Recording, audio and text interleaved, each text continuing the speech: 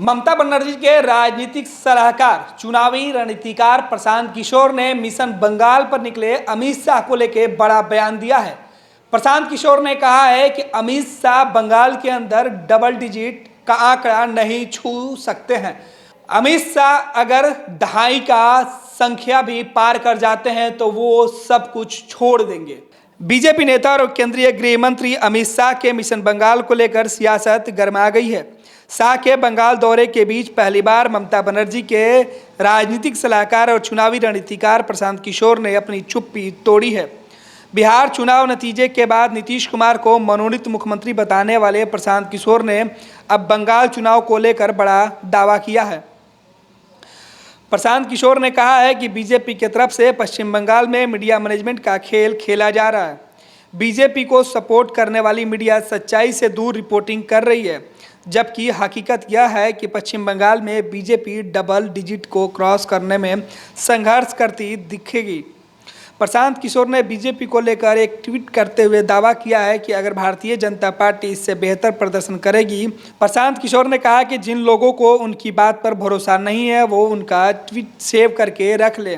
प्रशांत किशोर पश्चिम बंगाल चुनाव में तृणमूल कांग्रेस के लिए रणनीतिकार बने हैं। हालांकि तृणमूल का साथ छोड़ने वाले नेताओं ने पिछले दिनों प्रशांत किशोर की कार्यशैली पर भी सवाल खड़े किए थे। तृणमूल के बाकी नेताओं ने आरोप लगाया कि प्रशांत किशोर ममता बनर्जी को पूरी तरीके से हाईजैक कर चुके हैं और पार्टी में अभिषेक बनर्जी के साथ केवल प्रशांत किशोर की ही चल रही है।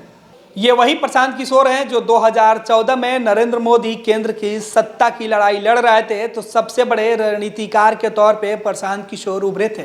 उसके बाद प्रशांत किशोर नरेंद्र मोदी से दूरी बनाना शुरू कर दिए। फिर बिहार पहुंच के नीतीश कुमार के लिए चुनावी रणनीति बनाने लगे। प्रशांत किशोर की ही रणनीति थी कि नीतीश कुमार लालू प्रसाद यादव के साथ मिले और महागठबंधन की सरकार 2015 में बिहार में बनाई। हालांकि वह सरकार लंबे समय तक नहीं चली, जिसके बाद प्रशांत किशोर ने बिहार में जनता दल यूनाइटेड की कमान खुद अपने हाथों में संभाल रखी थी। प्रशांत किशोर के बिहार में रहते हुए जेडीयू के अंदर दो फाड़ में नेता दिख रहे थे। हालांकि उसके बाद प्रशांत किशोर नीतीश कुमार से भी नाराज हो गए।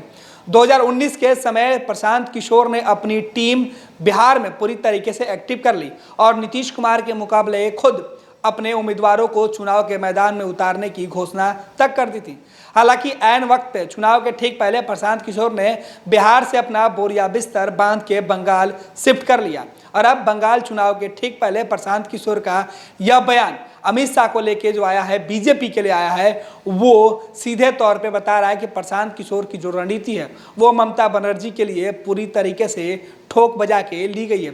हालांकि प्रशांत किशोर चाहते हैं कि अमित शाह जिस तरीके से मीडिया मैनेजमेंट करते हैं इससे बंगाल के अंदर ममता बनर्जी के समर्थकों को जो हौसले हैं वो कमजोर नहीं पड़े।